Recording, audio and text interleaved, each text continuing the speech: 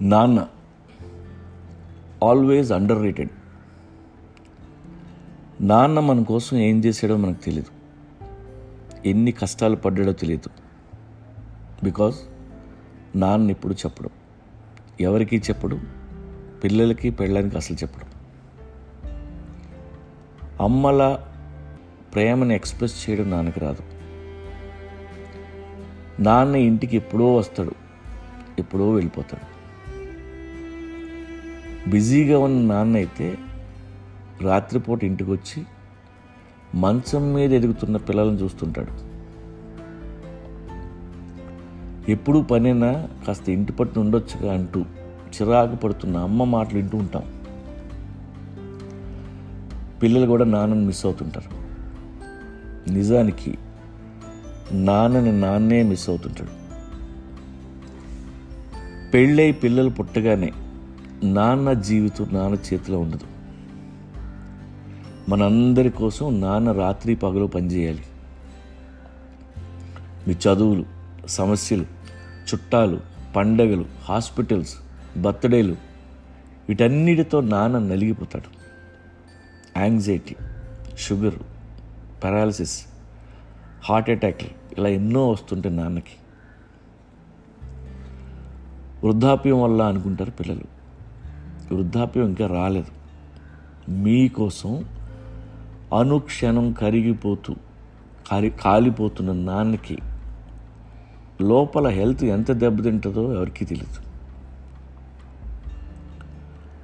నాన్న డాక్టర్ని కలిసిన విషయం మనకు తెలియదు, ఎందుకంటే ఆ రిపోర్ట్లు తీసుకొని ఇంటికి రాడు.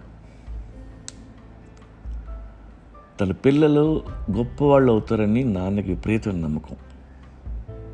అందుకే అప్పులు చేసైనా చదివిస్తాడు. ఆఫీస్ సెలవు పెట్టి స్కూల్లో పిల్లల సీటు కోసం లైన్లో నించుంటాడు. మీరు ఎగ్జామ్ రాస్తుంటే బయట రోడ్డు పక్కన ఎండలో నించుని ఉంటాడు.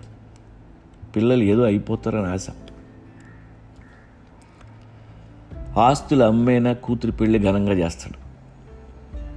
ఎక్కడెక్కడ ఎన్ని సంతకాలు పెడుతున్నాడో మనకు తెలీదు. కొన్ని వందల సార్లు, వేల సార్లు అమ్మ ఏడవడం చూస్తాం, కానీ నాన్న ఏడవడం ఎప్పుడైనా చూసారా? నాన్న కూడా ఏడుస్తాడు, కానీ మీ ముందు ఏడవడం నాన్నకి ఇష్టం ఉండదు. ఎక్కడో ఒంటరిగా కూర్చొని ఏడుస్తాడు. పిల్లలు పెద్దాళ్ళు అయిపోయి ఏదో పని చేసుకునే టైంకి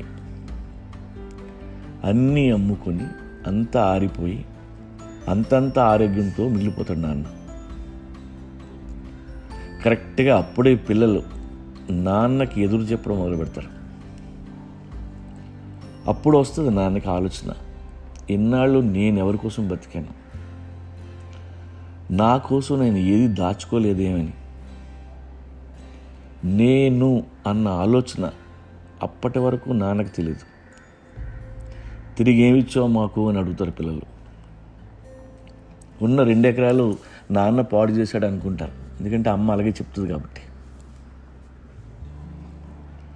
ప్రతి కొడుకు ఏదో ఒక టైంలో నాన్న నేర్పిస్తాడు, నాన్న గుండెల మీద తంతాడు. అప్పటికి ఏడవటానికి నాన్న కన్నీళ్ళు కూడా మిగలవు, అవి ఎప్పుడూ ఆవిరైపోయి ఉంటాయి. కడుపుని పుట్టిన కొడుకు ఎంత మంచివాడు, ఎంత ప్రయోజకుడైతే అంత బాధ పెడతాడు తండ్రిని.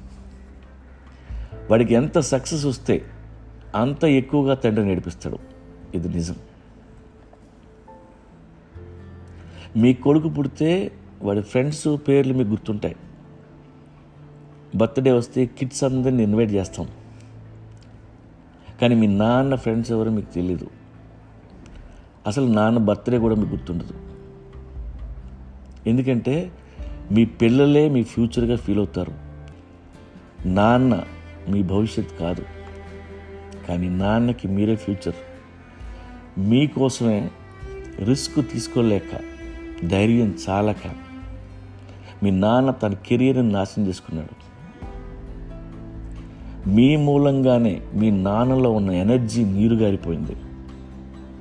మీ మూలంగానే మీ నాన్నలో ఉన్న కాన్ఫిడెన్స్ మాయమైపోయింది, ఫైర్ చచ్చిపోయింది. ఎక్స్ట్రాడినరీ అవ్వాల్సిన ఎంతోమంది నాన్నలు జీవితంలో ఆర్డినరీగా మిగిలిపోయారు మీ వల్లే. Respect your dad.